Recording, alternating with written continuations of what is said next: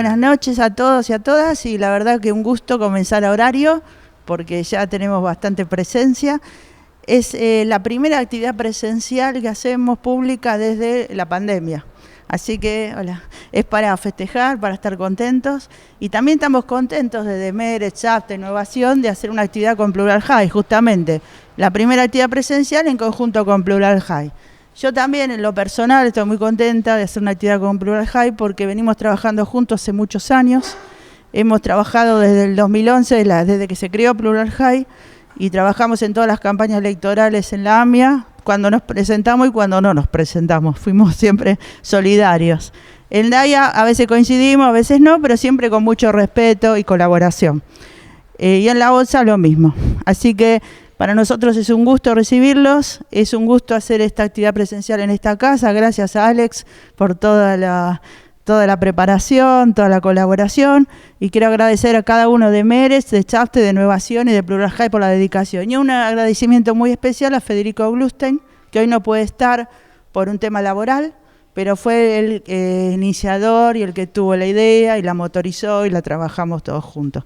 Así que, bueno, entonces hoy justamente vamos a tratar este tema que a todos nos preocupa, porque en general en la comunidad conversando hay quienes están a favor de la reforma judicial, quienes están en contra, pues si estamos en contra de esta reforma, no hay indiferencia, hay tomas de posición, pero algunos no toman la posición directamente, pero sí hay mucha preocupación.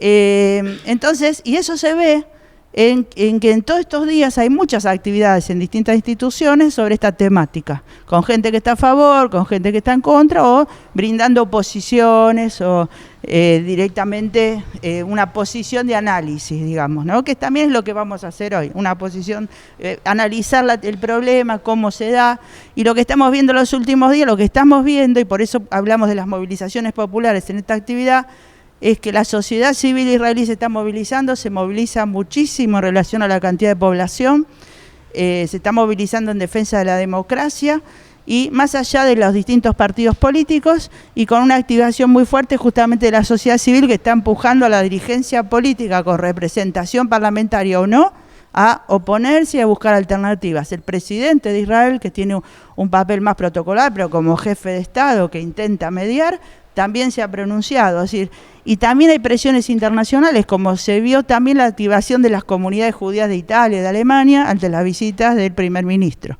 Entonces eso también nos llama la atención, qué rol ocupan las comunidades judías y qué impacto tiene esto en nuestras comunidades, salga o no salga. La reforma ya de por sí tiene impacto en todo lo que está pasando. Bueno, entonces para llevar a cabo la actividad, tenemos con nosotros al magíster Damián Sual, magíster en Relaciones Internacionales, analista internacional, hace muchos años columnista de Innovación y parte de nuestra institución, de Chafta, y es también periodista y analista internacional. Él va a desarrollar, ya después Sandra va a explicar la mecánica de la actividad, y la coordinación está a cargo de Sandra Grum, quien ella tiene un BA en Historia de Eretz Israel en la Universidad de Tel Aviv y es también es especialista en la temática. Así que ella va a coordinar la actividad, y ya que estamos, le paso unos avisos. El martes que viene, tal es la preocupación que tenemos con esta temática, que desde Chafta Innovación vamos a hacer una actividad el martes que viene a las 18 horas, esta es por Zoom, Crónica de una decadencia anunciada, Israel en camino a una crisis judicial y económica, a cargo de Dani Bajar, que es un académico de Estados Unidos. Y a su vez los invitamos el 8 de abril, vamos a hacer el ceder de Pesaj acá en conjunto entre Mérez, Innovación, Chafta, Yomer Achair, Casa Rosa Robota, es decir, todos juntos, toda la familia Yomer, vamos a estar juntos acá festejando el Pesaj.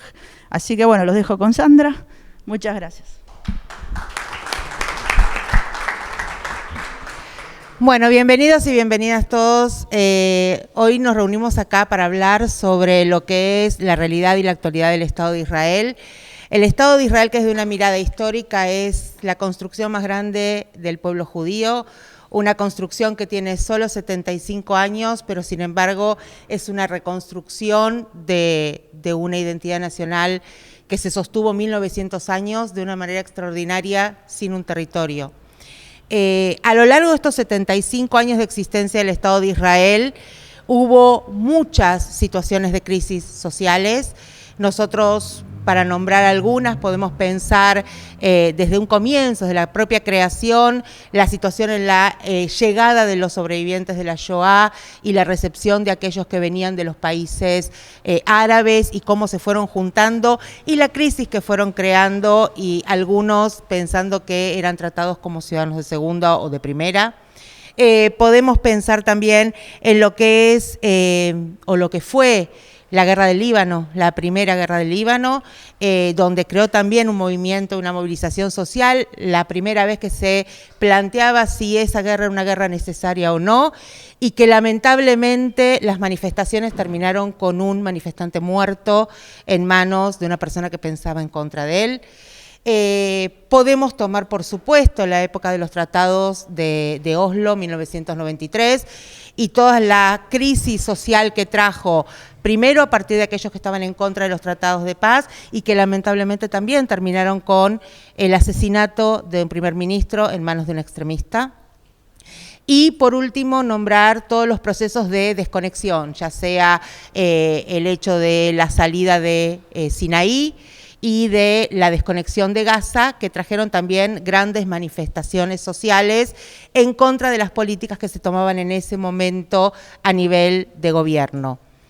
Pero la pregunta es si este conflicto en el cual nosotros estamos parados hoy en día tiene las mismas características, si nosotros estamos hablando de conflictos que tienen que ver con cambios o discusiones ideológicas, yo pienso de una manera, yo pienso de otra, creo que el camino debe ser este u otro, o acá tenemos que empezar a prestar atención a otras frases que se van diciendo como el fin de la democracia, como nos sacaron a nosotros el poder, nosotros venimos a recuperar lo que es nuestro, y la movilización y la crisis a nivel político tiene un carácter que es un poco diferente de lo que vivimos hasta hoy en día. Así que, sin más, lo dejo a Damián para que nos cuente frente a qué estamos hoy. La dinámica va a ser que en un principio Damián va a desarrollar durante 20 minutos y después todos los participantes, todas las personas que están acá, van a poder hacer preguntas o comentarios. La idea es poder debatir y poder dialogar sobre la temática. Así que muchas gracias.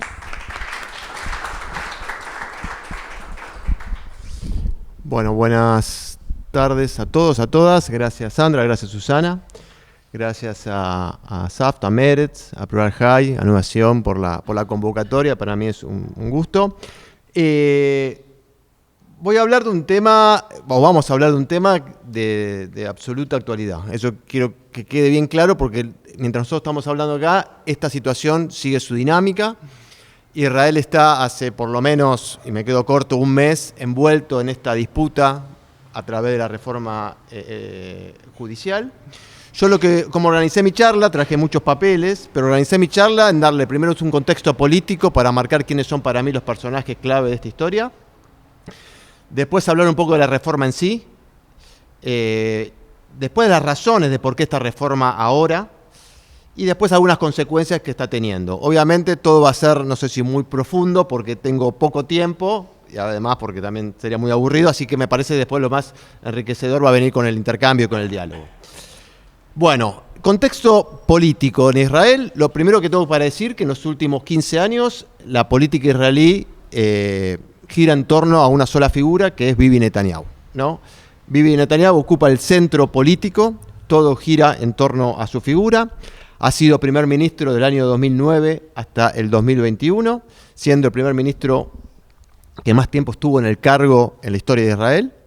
En los últimos años de su mandato, los últimos 4 o 5 años, mantuvo su poder, más que nada porque en Israel se dio lo que se llama un empate político, para decirlo sencillamente, entre dos bloques, ¿no? El bloque centro-izquierda y el bloque centro-derecha.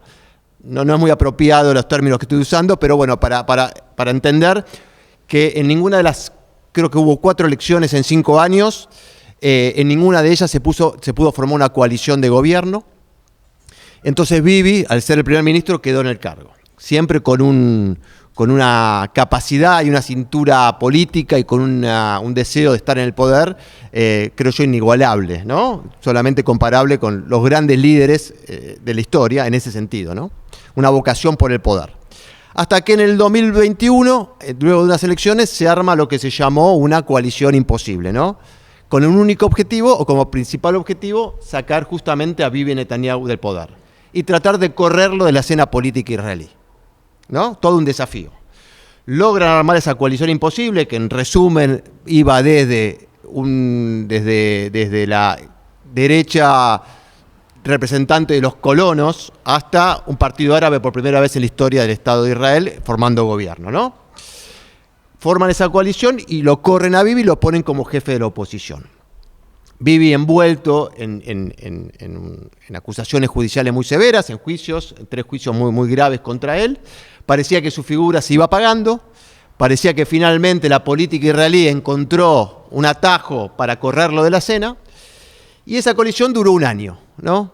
Después en otra oportunidad podemos discutir qué balance se puede hacer de la coalición. Yo creo que duró mucho más de lo que uno podía imaginar, teniendo en cuenta la diversidad y las diferencias que había dentro. Podía sobrevivir mientras no se pongan sobre la mesa temas sensibles, como tema, no sé, qué hacer con la situación de los palestinos, bueno, el tema de los asentamientos, bueno, los temas más sensibles había que dejarlos de lado. Esa coalición cae en el año 2022, ¿no? Y se llama nuevamente a elecciones. Bibi Netanyahu, quien no se quedó en la casa tomando té o esperando a ver qué pasaba con sus juicios, hizo todo lo posible para que ese gobierno cayera. De hecho, hizo mucho también para ir horadando a esa coalición, sacándole diputados cercanos a la derecha, ¿no? El partido de Bennett, y cosa hasta desarmarla finalmente. Se vuelve a presentar a las elecciones y gana las elecciones de, si no me equivoco, de noviembre del 2022, ¿no? Y gana muy bien. El Likud gana con 32, el Likud gana con 32 diputados, ¿no? Y ahí empezaba el otro interrogante, una oposición que el oficialismo que había gobernado se terminó desmembrando, peleas internas, Gantz, por un lado, separado de Lapid, Bennett se fue a la casa, literalmente, fue primer ministro, después dejó lugar a Lapid, pero se fue a la casa, y quedó Lapid como quizás la figura que podía, de cierta manera, contener a el sector de izquierda o centro-izquierda en Israel, centro-centro-izquierda. El apellido Lapid claramente identificado con el centro. Pero Bibi es una excelente elección. Bibi, estos 15 años y sus gobiernos se basó en 2 grandes pilares, ¿no? El tema económico y el tema de la seguridad. Después podemos discutir si es bueno o no, pero digo, para el electorado israelí, Bibi siempre le pagó electoralmente por tener Israel con números macroeconómicos muy importantes y muy buenos, y sobre todo por el tema de seguridad. Más allá que después podemos discutir eso, ¿no? Si realmente fue tan así o no, pero bueno, él se mostró como un hombre que le garantizaba, por lo menos, le aseguraba a los israelíes cierta tranquilidad en cuestiones de seguridad. Sabía que tenía mano firme y que no iba a retroceder ni frente a las amenazas de los grupos terroristas, en la disputa con los palestinos, y mucho menos con Irán, que Irán siempre fue el gran objetivo de Bibi, ¿no? Bibi puso a Irán en la agenda política apenas asumió el 2009 y corrió de la agenda a los palestinos. En eso también fue exitoso Bibi, en ese sentido, ¿no? Corrió de la agenda el tema palestino y puso el tema Irán. O intentó eso, por lo menos, ¿no? Y tuvo mucho éxito electoral. Entonces se encuentra Bibi con la posibilidad de formar gobierno nuevamente, después de 1 año de estar en el llano, o si se quiere en la oposición, y ahí encuentra sus limitaciones. Nadie del arco político que va, me diría, del centro derecha para el lado de la izquierda, quería formar gobierno con Bibi. Ninguno. Por una cuestión de desconfianza, por una cuestión de no creerle, por una cuestión de quererlo correr realmente de la política israelí. Y Netanyahu no tenía ninguna duda de que él iba a ser primer ministro. Sea como fuera, él iba a ser primer ministro. Y por eso, esta es mi interpretación, él arma la coalición que arma. Luego de casi 40, 45 días de negociaciones, cierra una coalición de 6 partidos, en el que el Likud obviamente es el partido principal, y con 3 partidos de extrema derecha, el sionismo religioso, Poder Judío y Noam, que se armaron todos en una lista y salieron como la tercera fuerza electoral del país en las elecciones, y con los 2 grandes partidos ultraortodoxos que siempre están al servicio de quien gane, ¿no? Siempre se han comportado en esa manera con, entre comillas, responsabilidad en darle siempre las mayorías al gobierno de centro-izquierda, al gobierno de centro-derecha.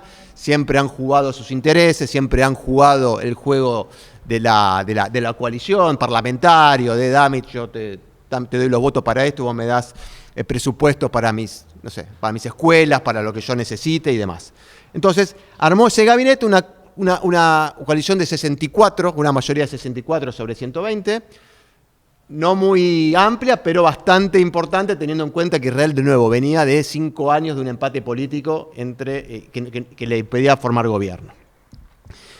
El Likud se queda con las carteras, los ministerios más importantes, entre ellos Relaciones Internacionales, el Ministerio de Defensa y el Ministerio de Justicia. En el Ministerio de Justicia pone a Yariv Levin.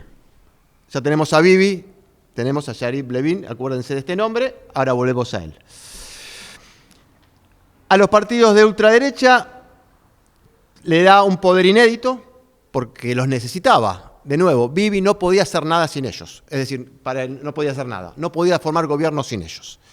Y como él lo único que quería era formar gobierno, quería eso, entonces arregló con ellos y les dio el mayor poder que han tenido los partidos de extrema derecha en la historia de Israel. Y ahí aparece el líder del sionismo religioso, Bezalel Smotrich, quien es ministro de Finanzas y también le inventó Bibi un ministerio especial o ser segundo del Ministerio de Defensa. Después, si quieren, hablamos un poquito de eso.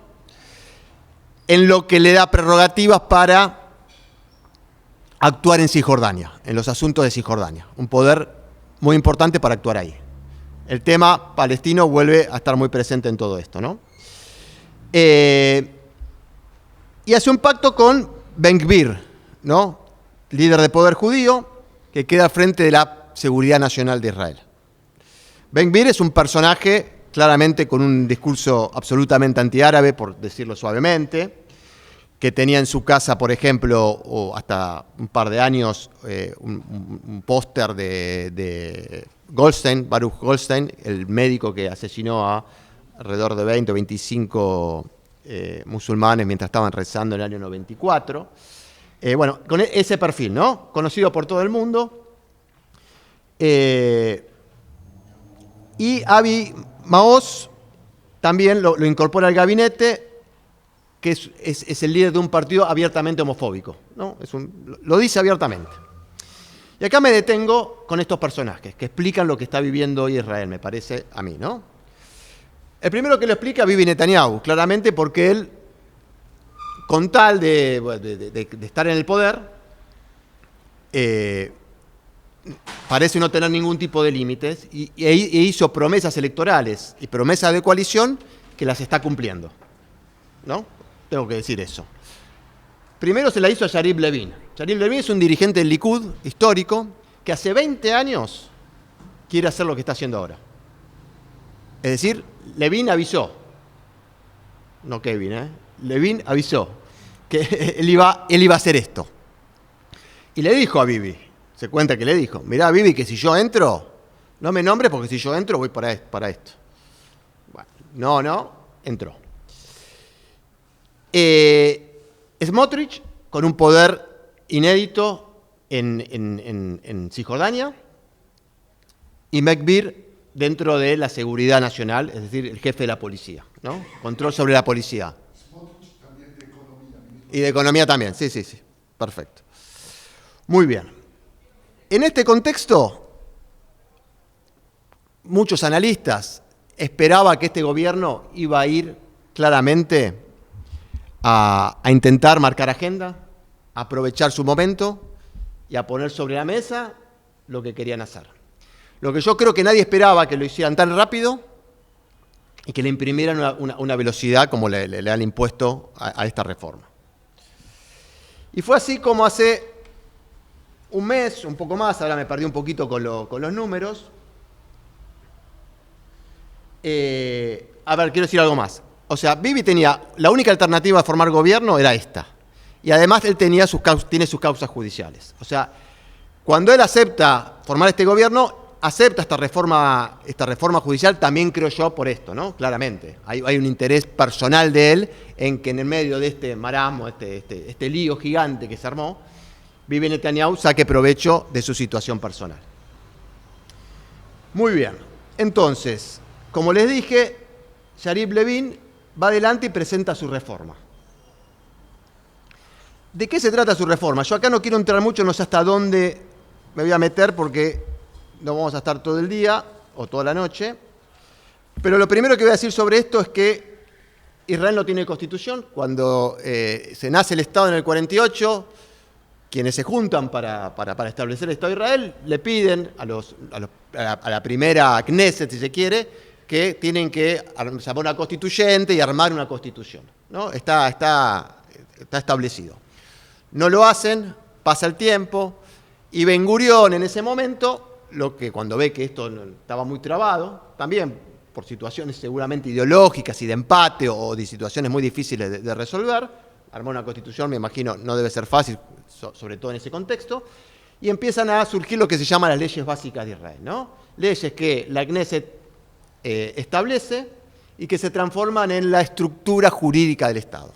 Desde el 48 hasta hoy hay 14 leyes básicas de Israel. Israel no tiene constitución, no tiene una constitución donde esté establecido cuáles son las bases jurídicas, la defensa de las minorías, cuáles son los derechos, las obligaciones, no lo tiene, cosa que es una falencia importante. No tiene un sistema bicameral, ¿no? Donde una cámara podía ser revisora de otra. Y en este contexto, Israel se empieza a conformar como país, como Estado y como sistema jurídico a partir de las leyes básicas.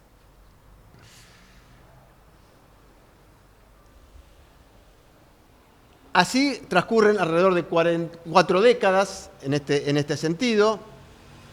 El Poder Judicial no intervenía, si se quiere, sobre lo que se disponían las leyes, pero todo cambia en lo que se llamó la Revolución Constitucional de Israel de la década del 90, ¿no? Y ahí está la figura de Aarón Barak, como una figura que fue presidente de la Corte Suprema, donde a través de hechos concretos empieza a asumir la Corte Suprema amplios poderes de revisión judicial, ¿no? Y utilizar lo que se llama el criterio de razonabilidad para dar lugar o no a ciertas leyes. Y empieza a cuestionarse algunas cuestiones, la Corte Suprema se transforma en un lugar de refugio, si se quiere, el último resquicio de las demandas o de los derechos de algunas de las minorías, donde sabían que en la Corte Suprema podían ir a la Corte Suprema para recibir algún tipo de explicación por algún derecho que se sentían que había sido violado. Esto ha sido visto por quienes gobiernan hoy Israel, por lo que se llama estos sectores, como un avance, ¿no?, de la justicia sobre la política, ¿no?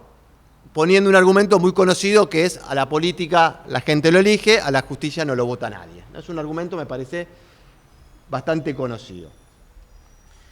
Y desde ese momento, el poder que toma la Corte Suprema empieza a hacer mucho ruido y a poner muy nerviosos a los sectores más extremos, ¿no?, de la derecha, en donde veían, sobre todo en el tema de los asentamientos en Cisjordania, en la Franja de Gaza, como una traba, un muro para ir adelante hacia sus políticas, sobre todo sobre esos territorios y sobre su relación con los palestinos. También, obviamente, la cuestión religiosa, también la cuestión de tratar de imponer algunas cuestiones religiosas sobre la vida cotidiana de la gente, y la Corte Suprema, tildada o con un cariz progresista, de izquierda, frente a lo que había, en una sociedad y en un país que venía de 40, 50 años de gobierno de izquierda, ¿no? De centro-izquierda, de la fundación hasta el 77, claramente sin discusión. Y desde ese momento se empezó a generar toda una movida muy fuerte dentro de estos sectores, porque veían en la Corte Suprema el último límite que ellos tenían para poder imponer sus políticas, ¿no? Sus políticas religiosas, sus políticas en cuanto a los asentamientos, sus políticas hacia los palestinos. Esto en la política se empezó a traducir con un cambio desde el 77 hasta por lo menos el 2000, donde los partidos de centro-izquierda empiezan a perder peso frente a los partidos de centro-derecha y de derecha. También hay una cuestión ahí entre los sectores ashkenazí y los mizrají o los sefaradí, donde empiezan a tener poder. Los mizrají siempre se habían sentido muy aislados y muy poco valorados en los primeros años del Estado. Entonces empieza a generar todo un sentimiento de revanchismo, podríamos decir. Y los partidos ideológicos, los partidos de izquierda en Israel, de centro-izquierda, empiezan a perder cada vez más peso hasta Ehud Barak, que es el último primer ministro de centro-izquierda que gobierna Israel en el año 2001, ¿no? A partir de ese momento hasta hoy, que estamos acá sentados, nunca más un gobierno de centro-izquierda gobierna Israel. Entonces, eso se transformó en un éxito, si se quiere, de la centro-derecha y de los partidos de derecha. Y, de nuevo, la Corte Suprema quedó como la última isla o la única isla, ellos veían como la única isla de esos sectores que les impedían avanzar sobre lo que ellos consideraban sobre lo que ellos querían hacer. Me parece que este es el corazón de esta revolución, de esta revolución judicial, que es paradójico, ¿no? Bibi Netanyahu es el rey, es llamado el rey del statu quo, durante todo su gobierno fue llamado el rey del statu quo porque nunca quiso hacer demasiadas olas, ¿no? Siempre mantuvo su situación, sobre todo con los palestinos, administraba el conflicto, nunca iba a fondo con ninguna ley. En el año 2012 o 2013 elogia muy fuertemente a la Corte Suprema, muy respetuoso de la separación de poderes, muy estatucuista. Y sin embargo hoy encabeza lo que se llama la revolución judicial en Israel, ¿no? Un cambio abrupto. Y aparece esta reforma que tiene 9 puntos básicos, yo no voy a nombrar a todos, que está justamente pensada para modificar claramente el sistema,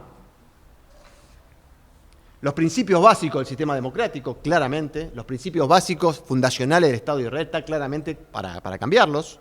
Esto no es un juicio de valor, es una realidad. Yo creo que esto no lo puede discutir nadie.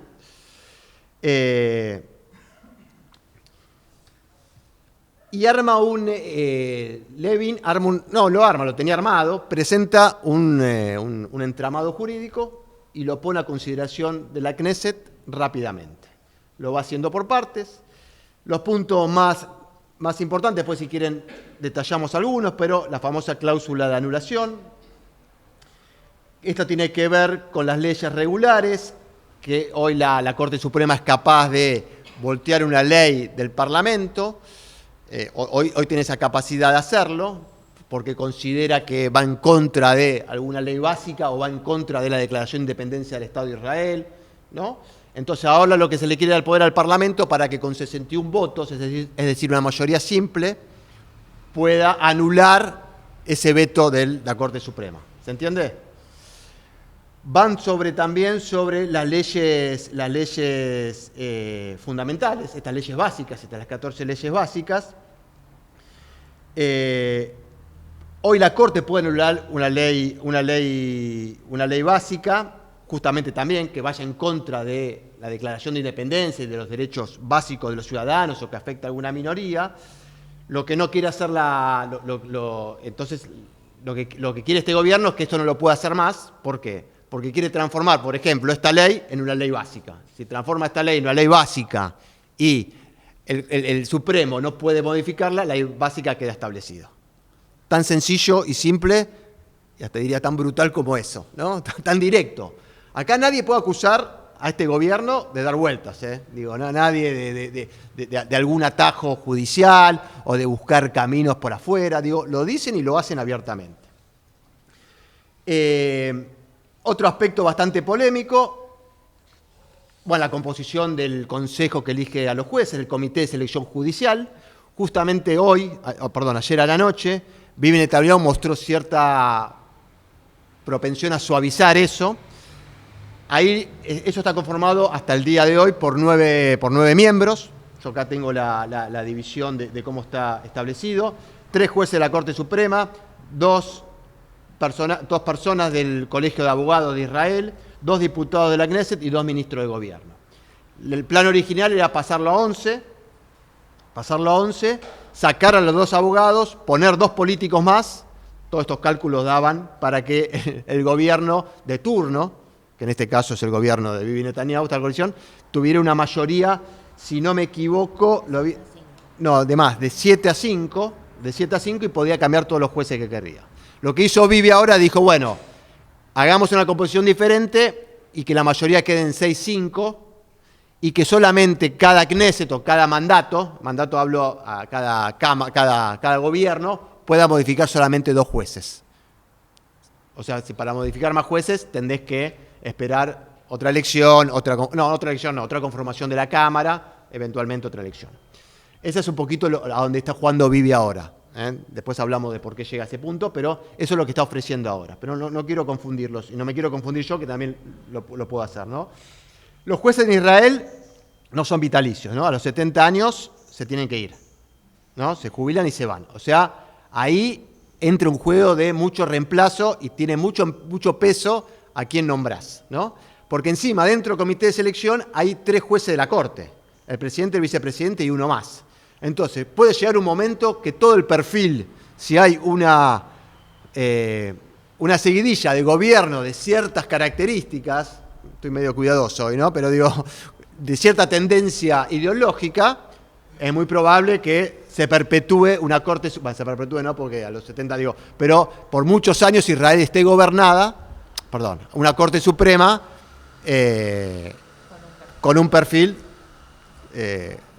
por un único perfil que no represente a la diversidad y a los valores democráticos que cualquier democracia en el mundo debe tener.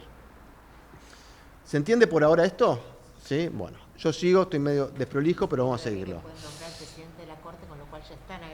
Claro, por eso. Podrían agregar al presidente de la Corte, digo, ahí sí, bien, de vuelta, es todo muy claro, de nuevo, acá no hay ningún tipo de secretismo, de ninguna operación por atrás, digo, está todo muy claro, y Levin en eso, lo sigo elogiando en ese sentido, va al frente con esto.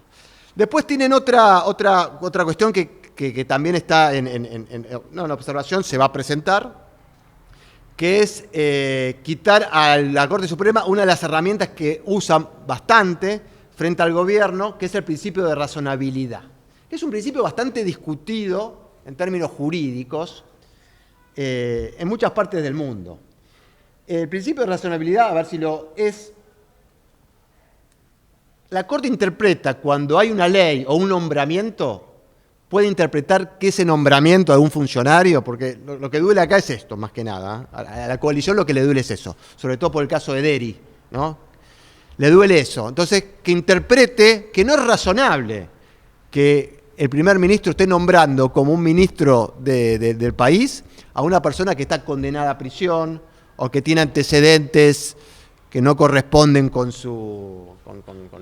lo que tenés que tener para ser ministro. Es una decisión bastante, entre comillas, subjetiva. De nuevo, Israel no tiene constitución, entonces tiene o vaya en contra de algunas leyes básicas. Y lo han utilizado. A Deri se lo hicieron 2 veces, en el año 93 y ahora. Las 2 veces intentó asumir como ministro y las 2 veces la Corte le dijo, no es razonable que vos puedas asumir. Entonces, no asumió. Entonces, lo que quiere hacer este gobierno, esto te da un montón de situaciones. Hay un ejemplo que lo escuché el otro día, que la Corte, el gobierno le dice, no le quiere, ¿cómo fue el caso? Cuando se ponen en disputa 2 derechos. Yo creo que hubo un caso con el tema de un derecho a la educación y un derecho a la seguridad. En una escuela que estaba en Sderot, cerca que podía sufrir ataques, y el gobierno creo que no decidió o cerrar la escuela o no aportar plata para las medidas de seguridad. Entonces la Corte Suprema le dijo, no, vos tenés que priorizar el derecho a la educación. No sé si fue así o al revés, pero quiero decir, cuando un derecho se superpone a otro. Entonces la Corte dice, es más razonable esto que lo otro. Yo lo que quiero decir otra cosa. Muchas de las cosas que yo estoy diciendo pasan en algunos países del mundo de los más avanzados en materia democrática del mundo. Lo que no pasa es que suceda todo en el mismo tiempo. ¿No? Que suceda todo en el mismo tiempo. Eso sí que no pasa. Salvo que alguno me encuentre antecedente de algún país democrático. Pero digo, estas discusiones se dan en Canadá, se dan en Estados Unidos, se dan en Finlandia, se dan en Argentina, se dan en todos lados. Pero nadie ha llegado, por lo menos donde yo tengo memoria, tan lejos en querer imponer. Es verdad, por el voto, si quiere por las mayorías, o por el derecho que se cree por tener una mayoría, imponer un cambio en la estructura jurídica de un país, como está sucediendo ahora. Y después hay algunas cuestiones más que no están muy en agenda ahora, que van a suceder. También le quieren quitar poder a los fiscales generales del gobierno, es decir, cada ministerio tiene un fiscal mandado por el fiscal general. Entonces, cada ministro que va a tomar una decisión tiene que ir al fiscal que está en la oficina del lado del ministro y dice, mirá, voy a, no sé, abrir 10 escuelas. Ah, perfecto, abrir 10 escuelas, digo, nada. Voy a poner 14 asentamientos acá. No, pero pará, acá no, porque no está habilitado, yo qué sé. Entonces no. Entonces lo que quiere hacer este gobierno es sacar a esos fiscales que dependen de la justicia, de la Corte, de la Fiscalía, del fiscal, y poner políticos. Y sobre todo que no sea vinculante. Por eso les digo, esto es bien claro, ¿eh? Eso es lo que quieren hacer. Bueno, seguramente algunas cuestiones más, pero no quiero detenerme en los detalles, pero esto más o menos es el entramado a donde está avanzando esta reforma judicial, que de nuevo, hoy Bibi en esta flexibilización, esta suavización, también dijo otra cosa que les voy a dar a la oposición, a quienes están en contra, que es prácticamente todo el mundo, que había una preocupación porque Levin quería sacar todo antes de que terminara el periodo de sesiones, que termina ahora cuando empieza Pesaj. Lo quería hacer ahora, el 2 de abril, terminar todo. Entonces Bibi dijo, no, paremos la mano, le damos esto y lo terminamos el 30 de abril cuando retoma el Parlamento después de Pesaj. Entonces esa también la otra suavización la otra flexibilización que ofreció Bibi. Pero imagínense esto, ¿no? Semejante desafío, semejante intento de revolucionar el sistema judicial. Acá no me meto por ahora no me meto en cuestiones de nuevo juicio de valor. Lo quieren hacer no solo de esta magnitud, sino quieren hacerlo rápido. Y esto iba avanzando en el Parlamento. Todos los días, de madrugada, sacaban decretos, de madrugada o de día, sacaban decretos, lo presentaban en la Knesset, tiene que tener 3 lecturas. La mayoría de todo esto ya tiene una lectura aprobada. En el Parlamento tenés que hacer 3 lecturas en la Knesset para sacar este tipo de leyes. Bueno, venimos bien por ahora al contexto político, la reforma más o menos de qué se trata, y ahora voy con... las razones un poco también ya se las dije, las consecuencias, que tampoco tengo que ser demasiado explícito, lo estamos viendo todo. ¿Qué generó todo esto?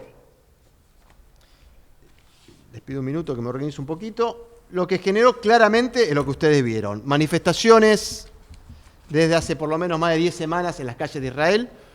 Voy a decir algo que seguramente alguno de acá me va a decir, no, pará, no te acordás de tal cosa, pero una de las pocas veces vistas, y eso que Israel ha tenido, tiene historia de manifestaciones muy, muy fuertes en las calles. Israel es un país donde la gente en la calle expresa y marca posición y, y hace ruido. Yo ahora me acuerdo, no sé, la guerra del Líbano, claramente en el 82, Oslo, a favor y en contra, ayúdame si quieren, la desconexión de 2005, sí, Sabri Yatira lo meto ahí en el Líbano en el 82, debe haber anteriores, la protesta social 2011 con la cuestión de la vivienda, de los créditos. Y la gente salió a la calle. No solo salió a la calle, sino también de una forma no solo masiva, sino también muy sistemática.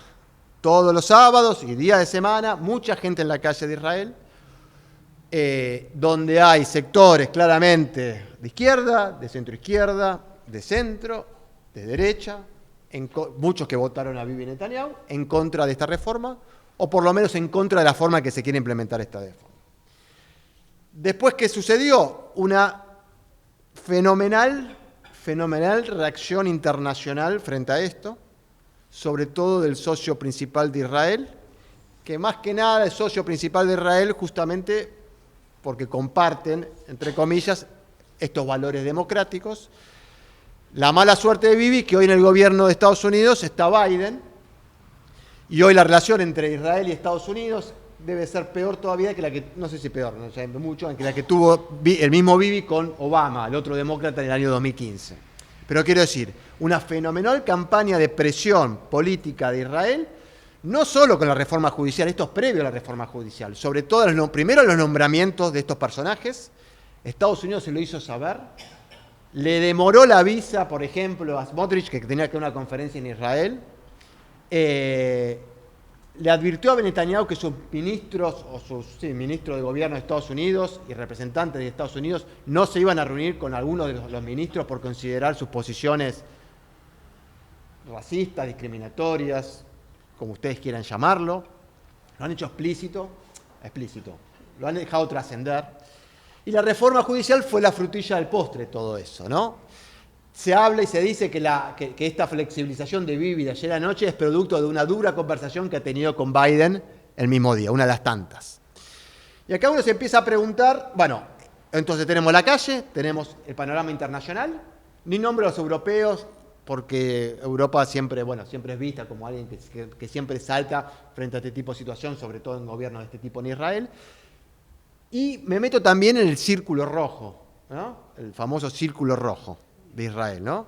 Que apenas se presentó este proyecto de ley, le hicieron saber, cuando hablo de círculo rojo hablo de empresarios, hablo de banqueros, hablo de inversionistas, hablo de Silicon Valley de Israel, de las tecnológicas, que le hicieron saber a Netanyahu que así esto no iba. Que afloje con esto. Yo creo que también había cierta idea, que yo también la tuve, no sé si ya la tengo, en que en algún momento esta embestida o esta avanzada tan brutal era para negociar.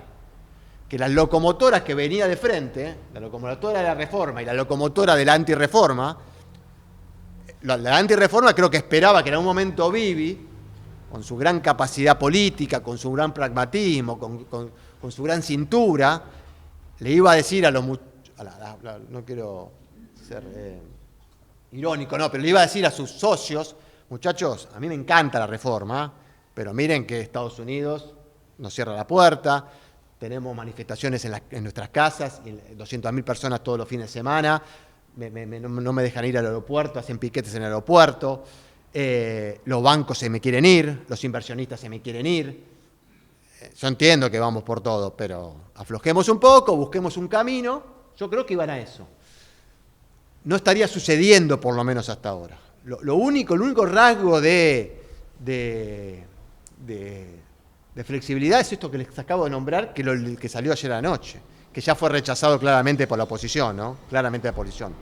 El presidente de Israel, que cumple un papel simbólico, pero en algunos momentos de la historia muy importante, luego de esto es mi opinión, ¿no? Luego de un principio dubitativo, sin jugársela demasiado, formando un grupo de académicos para buscar una alternativa a esto, llegó a un punto que la semana pasada, creo que fuera, me perdí, hizo 2 mensajes al país, en el segundo dijo, muchachos, retiren esta reforma porque nos estrellamos con esto.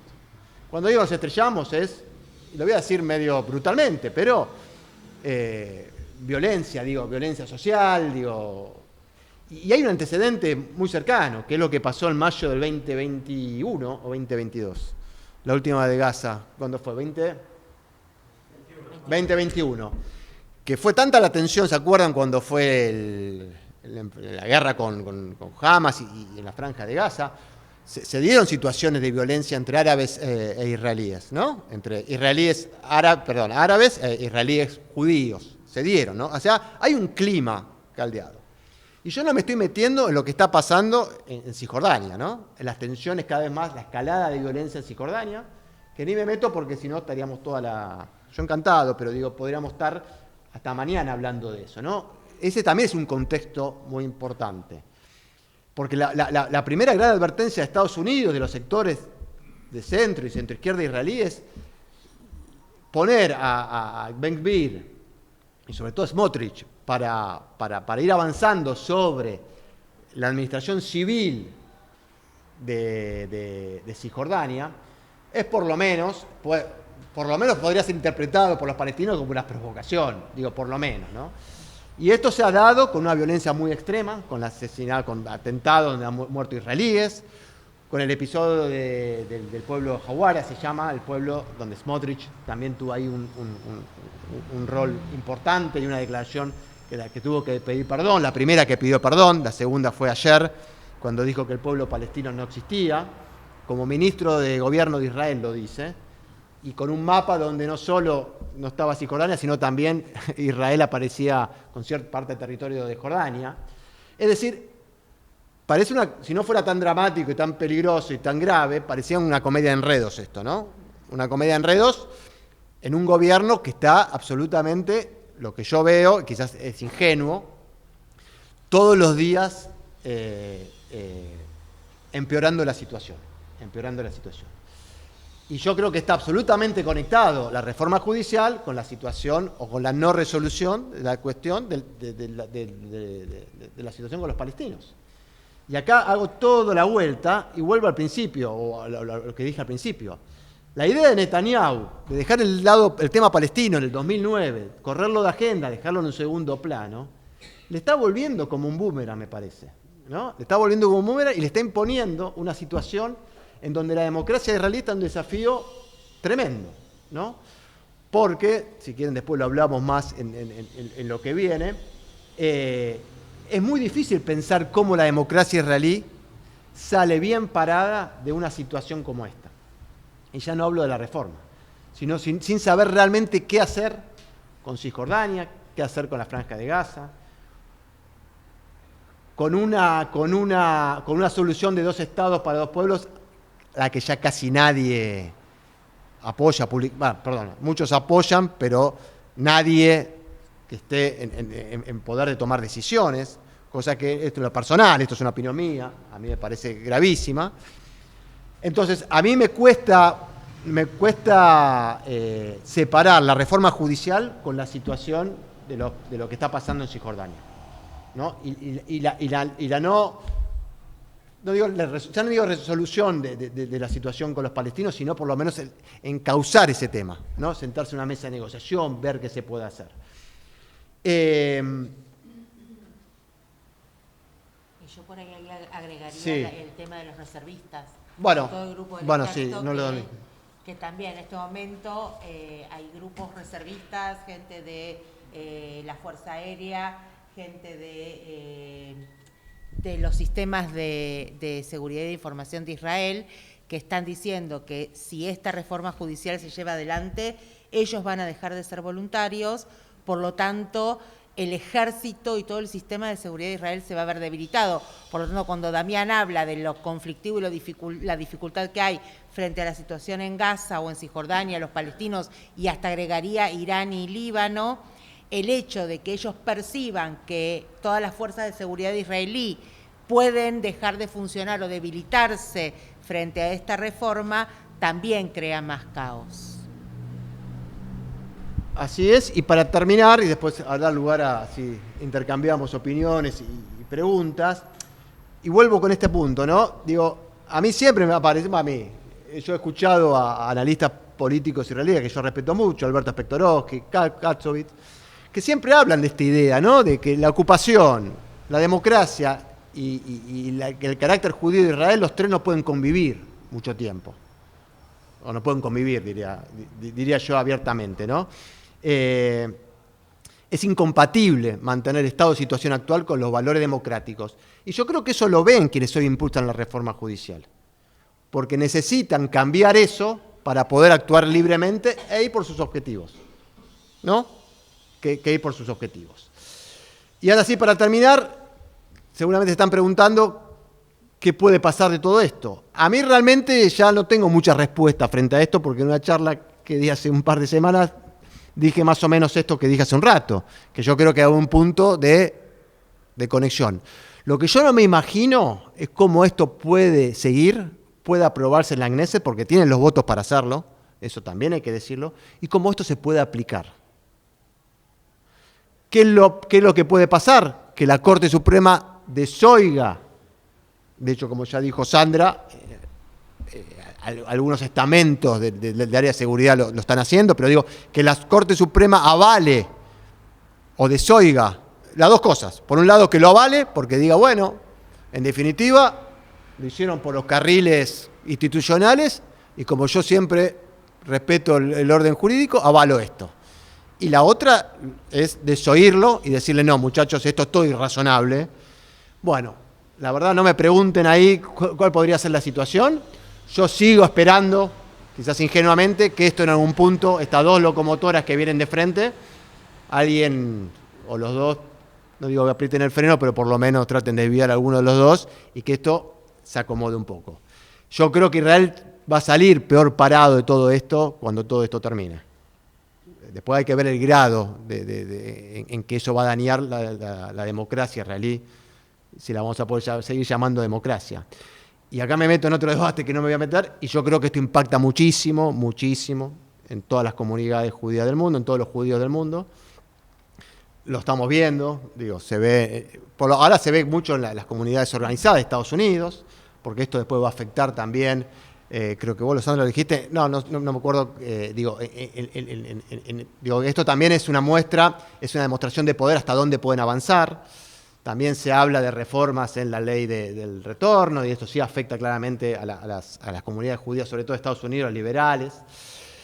Y me da la sensación, y ahora sí, para terminar, la tormenta perfecta, ¿no? Quienes impulsaron esto, quienes vienen pregando por esto hace 20 años, quienes tienen esta sed de revancha, quienes quieren hacer la contrarrevolución de lo que ellos consideran la revolución que hizo Barak en la Corte Suprema en el año 90, al meterse y al tratar de ordenar y de establecer ciertos criterios sobre los derechos de las minorías, digo, hoy se encontraron con alguien que los representa en el máximo poder, que es Bibi Netanyahu, ¿no? Tienen un conductor en ese sentido. Entonces, y ellos, de nuevo, están aprovechando el momento. Tienen sus mayorías, consideran con este discurso falso claramente de que a ellos los respalda el voto popular y que por eso pueden hacer lo que quieran una vez que llegan al poder, cosa que es absolutamente falsa. Quien conoce un poco de lo que es un sistema democrático sabe que eso no es, pero ese es el argumento, y con el viejo argumento de que a la Corte Suprema no la vota nadie. Con todo esto no quiero decir que no haya que cambiar cosas, que obviamente que esto es una discusión que pasa acá en Argentina, que pasa en Israel y pasa en muchos lugares del mundo, pero nada, me parece que la situación ha llegado a un punto que está cerca, me parece a mí, del no retorno, si esto sigue adelante. A mí ya me sorprende cómo ha durado tanto tiempo esta situación. Así que abro para preguntas, comentarios, críticas. Bueno, este es el momento de ustedes, si quieren hacer alguna pregunta, algún comentario, si alguien quiere algo que no les haya quedado claro. Sí. ¿Esta situación puede llegar a una guerra civil dentro de Israel? Acaba de preguntar si esta situación podría desembocar en una guerra civil. Es un término bastante fuerte. A ver, hay, por lo que cuentan de vuelta, uno está hablando, siempre hago esta salvedad, uno está hablando de muy lejos, se informa sobre lo que le pueden contar a algunas personas que estén ahí, sobre los medios de comunicación y demás. La tensión social en las calles se nota y se ve, cualquiera que haya ido a Israel en los últimos días lo ve, la gente está en la calle, están los sectores hoy que se oponen a la reforma. Ha habido incidentes, y lo dije, el 2021 entre árabes israelíes y judíos israelíes bastante severos. No sé, yo no me animaría tanto, pero claramente esto eleva la tensión social de una manera muy, muy peligrosa, creo yo. Pasaría en cualquier lado, me parece. ¿Por qué hay tan poca participación de los sindicatos en toda esta cuestión? ¿Por qué hay poca participación de los sindicatos? Mira, yo ahí no tengo, a ver, sí, dale. En este momento, los sindicatos estaban justamente en este momento tratando de llegar a un acuerdo desde lo económico con Smotrich, Por lo tanto, durante mucho tiempo intentaron mantenerse aparte porque eso iba en contra de sus propios intereses frente a la negociación. En este momento ya están empezando, no como se lo esperaría, pero están empezando ya a hablar en contra de la reforma. Y te quería preguntar sobre la propuesta de Herzog, si eso tiene alguna viabilidad o no tiene ninguna. Yo creo que no, creo que el mismo Herzog la tiró abajo porque él la propuso, se juntó con académicos de distintos pensamientos y posiciones ideológicas, hizo una síntesis, ojo que no estaba alejada tampoco de lo que pedían, pero sí tenían cierto contrapeso, cierta búsqueda de consenso, y eso fue rechazado absolutamente por Netanyahu. En verdad lo que le pedían era, bueno, cortá el tratamiento parlamentario y sentate a negociar. Y ellos decían, no, nosotros negociamos, pero el tratamiento parlamentario sigue adelante. Entonces lo de Herzog me parece que esa propuesta me parece que no tiene ningún tipo de, hoy en día no tiene ningún tipo de posibilidad de ascender. Nada, agradecerles a todos por darnos a todos esta oportunidad de debatir esto que para nosotros desde acá puede ser tan espinoso y tan particular y tan lejano o tan cercano, pero que generalmente lo que nos bombardea muchas veces las cosas que llegan acá es, bueno, por un lado están las marchas y por otro lado está la derecha y como que viene acá alguien traído por todos sabemos quiénes y dice más o menos la línea oficial y la comunidad se queda contenta.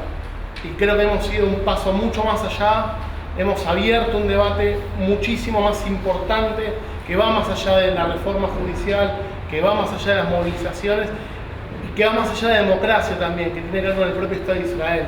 Entonces, nada, agradecido yo desde mi punto de vista como coorganizador junto a las 4 instituciones que lo hemos hecho, porque la verdad, sepan, de ser el orgullo de ver más de 50 personas todas juntas, que no se vio casi en ningún lado, y sobre todo con el nivel de intelectualidad del debate, ¿no? Porque sin chicanas, con propuestas, con escucha, así que nada, contento y agradecerles a todos y obviamente a los expositores porque más que capaces.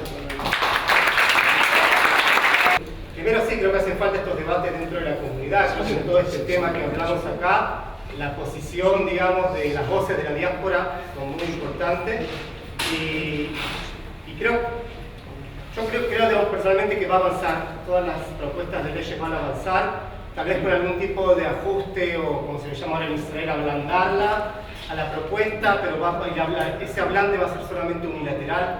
Yo creo que no hay chance ya para la negociación, con el rechazo de la oposición que va a seguir estando, que las manifestaciones en la calle también, y lo que ahora se está hablando en estos días, ya viendo que esto va a avanzar, es cuál va a ser la posición de la Corte Suprema, porque todas las leyes que se aprueban en el Parlamento israelí pasan por la Corte Suprema.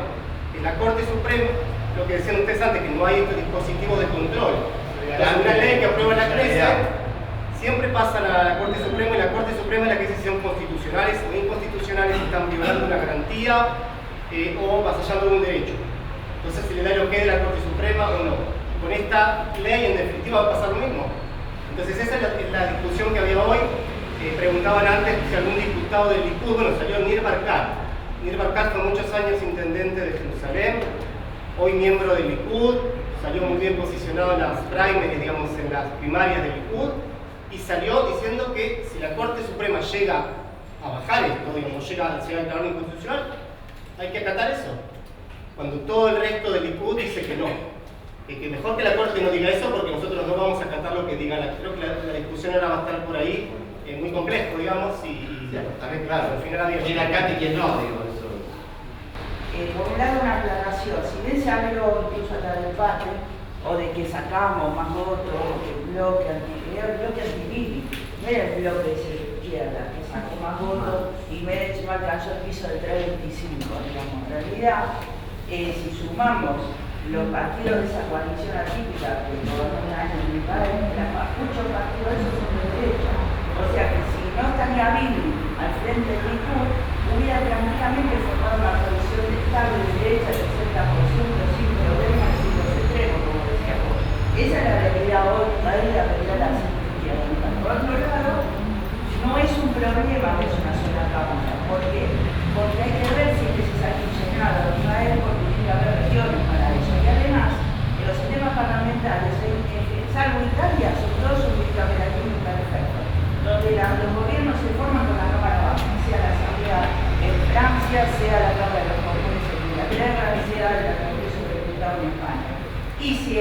la segunda cámara no aprueba la primera, digamos. Es muy débil la segunda cámara. Salvo en Italia que puede caer el gobierno por darle la mayoría en una u otra cámara.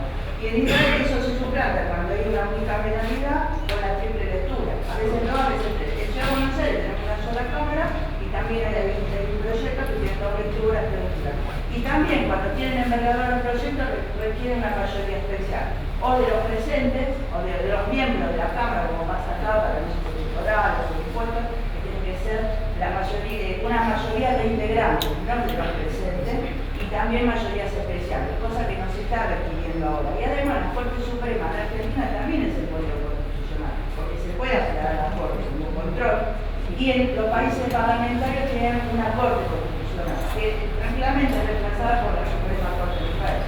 La pregunta que cabría en una situación un poco más normal, digamos, porque acá hay elementos religiosos, no me estoy atacando a nadie, nadie se siente atacado, pero cuando se discute en base a elementos religiosos es muy difícil hacer acuerdos porque hay gente que solamente respeta y se dirige a ayer, digamos, ¿no? Bueno, sí, gracias Susana por la aclaración. Y ya, bueno, para ir terminando, digo, esto que está diciendo un poco Susana, hoy hace un rato también se aprobó en Israel otra ley muy polémica que tira abajo una ley que se había votado en el 2005 que permitió que se haga la desconexión, ¿se acuerdan?, de Gaza y de 4 poblados de los asentamientos. Bueno, el gobierno dio vuelta a esa decisión para volver a poner asentamientos en esos lugares. Y se votó creo que una mayoría de 41, ni mayoría...